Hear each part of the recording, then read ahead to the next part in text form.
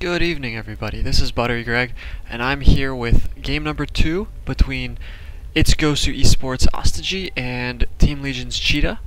This match, of course, is yet another game from week 4, I believe, of ESEA, and this is not only this best of 3, but the whole match between Team Legion and It's GoSu is probably the ones that I'm most excited about because these are the two undefeated teams going at it in week number 3. You know, like we're almost at the end of the season, guys. It's almost the playoff time. We're vying for seeding, and both teams are undefeated. This is huge, you know. So, quick recap because it's probably been a couple days. You know, I'm sure a lot of people tuned into the live stream and they're watching this on YouTube now. So, game number 1, ChiTa took with a DT Blink Stalker attack. He had a really nice timing there. He was able to snipe Ostojiy's third with his DTs and then hit a very big Blink Stalker push, took out the natural and went up into the main. So, with that in mind, ChiTa leads the series 1-0, and we're going to go into game number 2 here. And in game number 2, we've got Ostojiy spawning as the purple Zerg in the top left, and we have ChiTa spawning as the blue Protoss in the bottom right. It is going to be another PvZ, of course. Nobody's changing races between games. And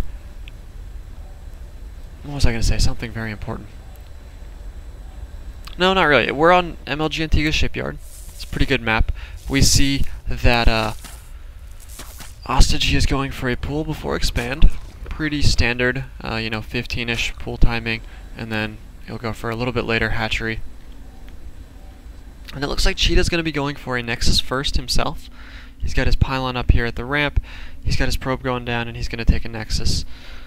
It is, of course, MLG Antiga Shipyard, so both players knew where the other one spawned. That's why they were able to scout so quickly and so effectively. And some people always forget about those things, so it's good to point it out, you know. Make sure everyone is aware. No one's map hacking or anything like that. They're playing on an MLG version of the map, so they know where to look.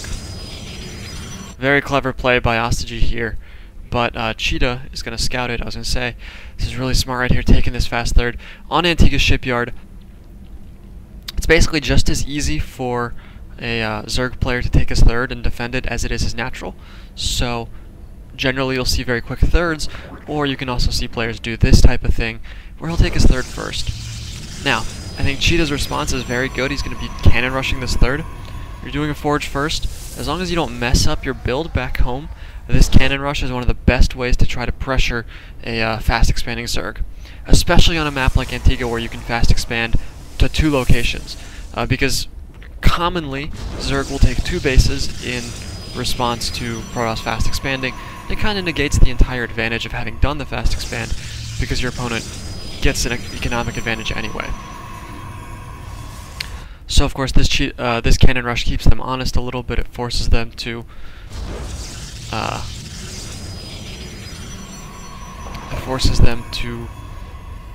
basically not be able to get the same type of economic lead. But it's very nice control here from ChiTa.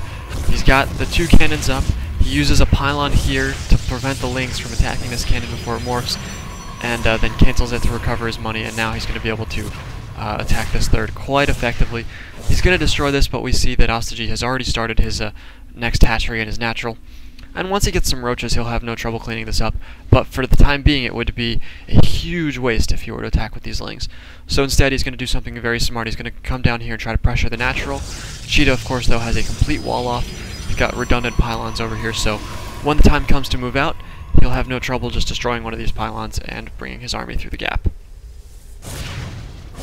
Cannons over here. Ooh, this is painful for Ostojiy. They pick off an Overlord. He's not going to be supply block, but he loses a larva and 100 minerals, and he's pretty close to being supply block. With the hatchery, actually, he is. So that was a costly Overlord to lose. But it happens. So down here at ChiTa's natural, we see he's been making drones this whole time. He's just now getting his tech up. His cybernetics core finished. One interesting thing to note here is that he's not going for the fast +1. Well, maybe he did. Yeah, no, he did not because he went for warp gate tech first. Generally, if you go for fast +1, you'll see warp gate tech before warp. You'll see warp gate tech second after the +1. Anyway, Ostojiy is trying to establish yet another base.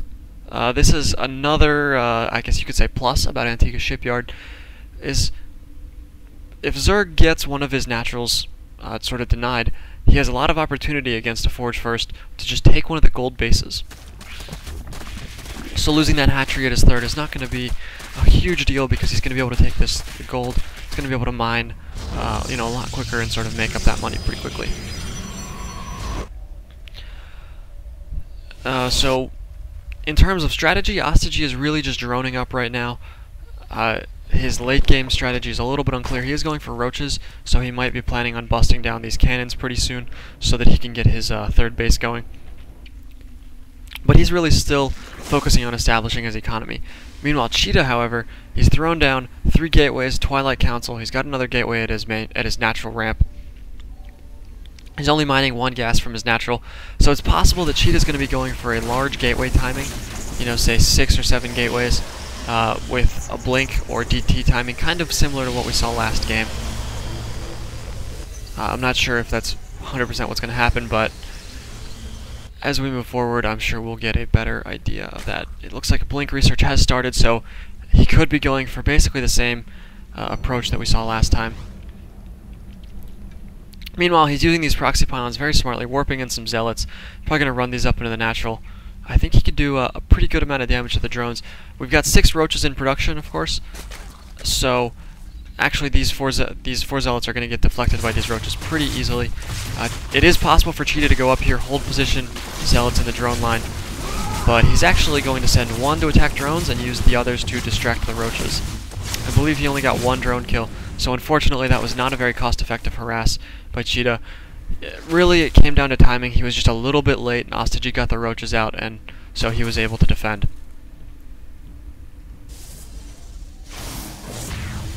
Here we see ChiTa's preparing for his attack. He's got blink almost finished. He's got only 4 gateways, actually. He throws down a 5th gateway now. Oh, there's another gateway. So he's up to 6. I think the problem is if you're going for a 6 gate, this is a little bit too late. You really want to hit before 10 minutes. That's, I think, one of the issues with 6 gating off of a Forge First is that your tech is delayed, so it's really hard to hit the same blink timing. Last game, it was so effective because he went for those DTs first, whereas here we see he doesn't even have a Dark Shrine in production. It looks like he's going to try to just move out with a little bit of Zealot, Sentry, Stalker.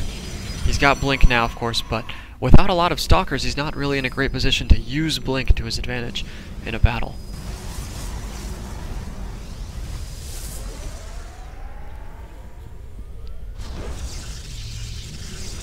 And meanwhile, Ostojiy's gold is just paying off. He really hasn't had...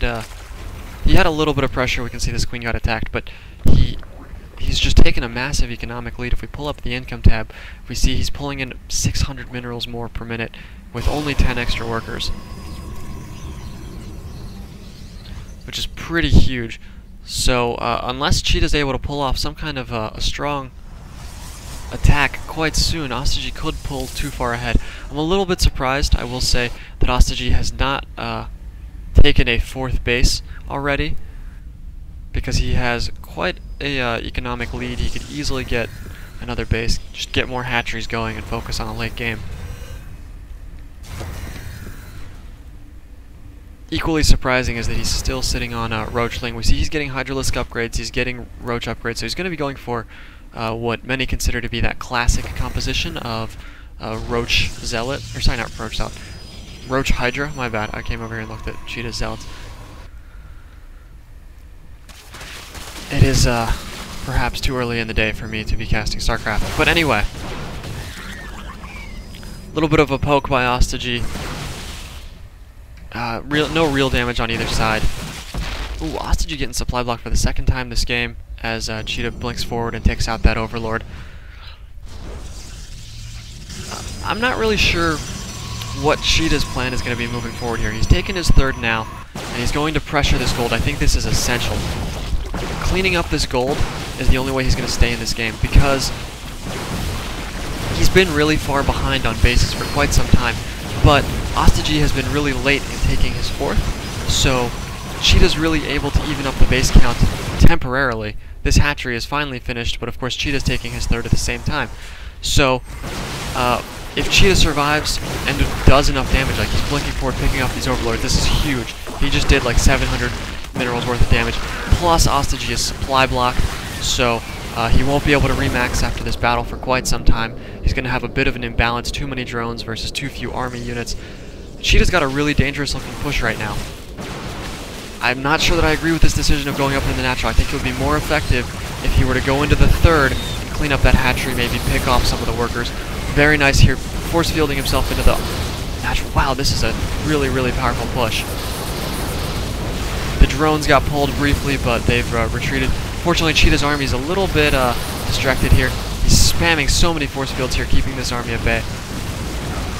Now we see that Ostojiy is going to clean this up, of course, but let's pull up the loss tab before I make any statements.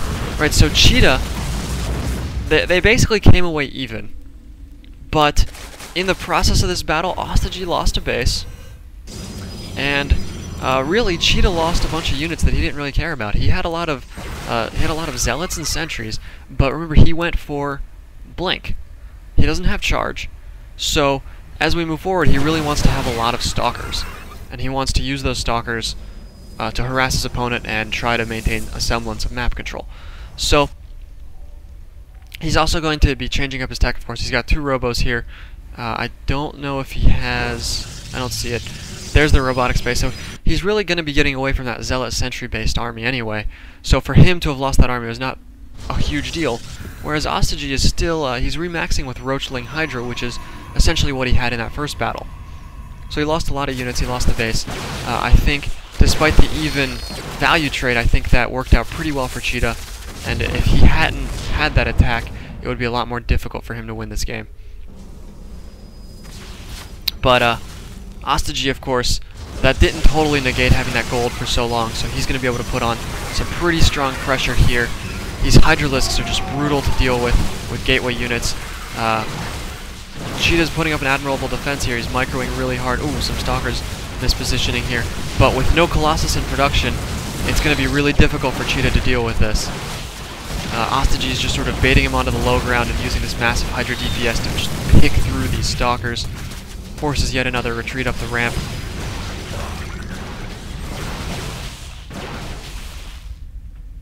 And I was going to say, I mean, right now we see Ostojiy is constantly attacking and he has a constant stream of units in production, whereas ChiTa really is... he warps in a couple of units, he's got a micro, he's got to defend, but he's still spending all of his money. So really, this is just the maximum number of units he can have. And Ostojiy's... The advantage from having this gold earlier is wearing off, but it has certainly carried him through the mid-game. He was on that extra base for quite some time. Okay, well, we see that ChiTa does have his Colossus coming out now. If he's able to get those before this big Roach Hydra army breaches this wall, he should be able to defend this. It's just going to force another tech switch from Ostojiy. And of course, we see Ostojiy does have the Spire coming up in the background, so he will be able to transition into Roach Hydra Corruptor after this attack. ChiTa's first Colossus is ready, his second Colossus is making its way over, so I dare say his third is going to be safe now. But the challenge that he faces is that Ostojiy has his third totally saturated over here. He's retaken the gold with a large number of drones. He's taking a 5th base in the bottom left corner of the base of the map. So ChiTa is unfortunately still pretty far behind in this game. He's going to need to come up with a I don't know, some kind of a miracle push. I guess like Day 9 talks about the ugliest PvZ ever. He's going to need to get some DTs and just run around hoping that Ostojiy does not have enough detection, and that detection is perhaps in the wrong place. It's a very nice looking Blinkstalker Colossus army, but without force fields, if he engages in a bad part of the terrain, he could have a lot of trouble dealing with this Zerg army. Oh no, he manages to pick it off no problem. He's forcing the retreat from Ostojiy, although I think Ostojiy is just going to use his... he's just waiting for optimal positioning. This is a pretty scary army once he gets Corruptors out, though. Here come the Corruptors. Once he gets these out, focuses down the Colossus while his Roach Hydra handles the Stalkers. It's not looking very good. He is down to 2 Corruptors. There's only 3 Colossus left, but Ostojiy is slowly marching forward. Picks off 1. He's got 2 Colossus left. Down to just one Colossus. It's trying to micro back, but it's going to be kind of tricky. This Blink Stalker, for some reason, decided to attack an Overseer instead of... Alright, well, this was an even trade. Both players basically losing their armies entirely, but OstoJiy has 20 units in production with a shitload more rallying forward. And this is where his massive base count is really paying off. ChiTa's using all of his warp gates. You know, he's warping in units everywhere. He's doing very well on that, but he just doesn't have enough income. He doesn't have enough production to deal with Zerg at this point. He hasn't done enough significant damage to overcome the base deficit here. He's got some more Colossus. He's going to move forward, try to pressure this gold again. Could actually pick off a lot of roaches here. He's got to be careful, though, because he's been sandwiched by a couple of flanking Hydras and roaches from the backside. He loses one Colossus. He's got to be careful with this one. He just got almost one shot because there's so many units here. You know, again, I'd say this trade even favored ChiTa a little bit, but it wasn't significant enough, and he wasn't able to snipe this hatchery or enough drones to really start making up for things. We see OstoJiy has his 5th base up. He's mining gas or mining minerals here. I'm sure he'll add some gas geysers momentarily, and he's gonna be able to continue these even trades. And because ChiTa isn't able to expand again, eventually he's going to run out of money, and OstoJiy will be able to use his extra mining bases to essentially walk over him at that point. As long as he keeps up the pressure and prevents ChiTa from getting to a massive 200-200 death ball, OstoJiy is going to be in a great position, even like exactly the way things are going right now.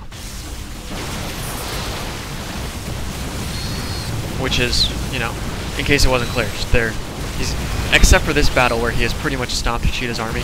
Up until now, they were having a lot of even army trades, but those generally favor OstoJiy because of his base advantage. Anyway, massive victory there for OstoJiy, and now with a 70 food lead and a base lead, and ChiTa slowly running out of money. His main is mined out, his natural's almost out of minerals.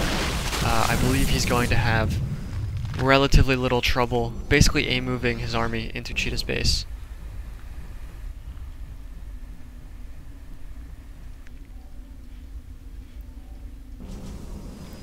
I think if ChiTa had gotten some DTs, he would have been able to effectively harass these extra bases, and that would have been kind of like what he did in Game 1. I mean, like the main difference, I dare say that ChiTa has lost this game already, even though we kind of have to wait for the death attack to come. I dare say the main difference between this game and the last game was that ChiTa did not get those DTs, and he was not able to effectively harass the Zerg expansions. So OstoJiy had at least one base advantage, if not 2 or 3, for the vast majority of the game. And that's very difficult to overcome,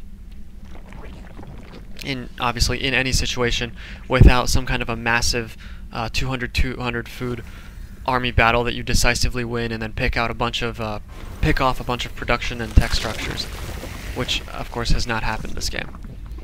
We see the Broodlords moving in. It looks like OstoJiy was just waiting for these just for fun, basically. He only has 4 of them, but he's got a massive Roach Hydra army, so I imagine he's not going to have any trouble taking off this small stalker ball.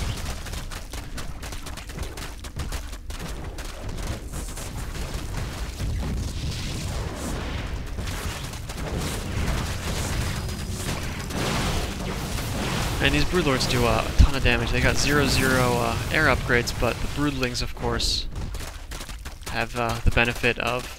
At least I thought he had some ground attack upgrades, but he did not. He only has the armor upgrades.